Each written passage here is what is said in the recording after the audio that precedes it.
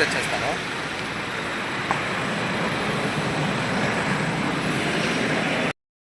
వాళ్ళు కూడా రంపచోడవరంలోను అలాగే పార్వతీపురం మన్యంలోను ఇక్కడ చాలా పాజిటివ్గా దీన్ని ముందుకు తీసుకెళ్తారని ఆలోచనతో టీచర్స్ ఉండొచ్చేమో అనిపించింది.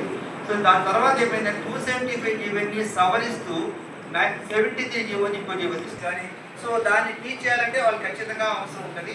మరి ట్రైబల్స్ లేరు కాబట్టి సో ఒక స్టడీ వాళ్ళు మళ్ళీ సుప్రీంకోర్టుని కేసు చేయడం జరిగింది. అక్కడ వాళ్ళు దిగారు.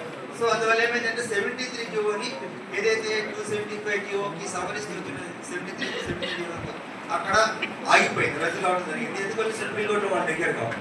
ఇది అంతా కూడా ఉత్తర్వులు కూడా ఏమి చట్టాలు కూడా ఏమి సవరించకుండా ఇచ్చారు కాబట్టి అది రద్దు చేస్తున్నామని చెప్పి ట్రిబ్యునల్ ఇచ్చింది. ఆ ట్రిబ్యునల్ ఇచ్చిన తర్వాత మళ్ళీ దాని మీద ప్రభుత్వం మళ్ళా హైకోర్టుకి కేసు జరిగింది. అందులో మన ట్రైబల్ ఆర్గనైజేషన్స్ కూడా ఉన్నాయి. పురుషు కృష్ణమూర్తి అనే ట్రైబల్ కూడా ఉన్నారు. చాలా మంది పార్టీస్ కూడా ట్రైబల్ సోలి వీరయ్య ట్రైబల్ పార్టీస్ కూడా ఉన్నారు కేసు.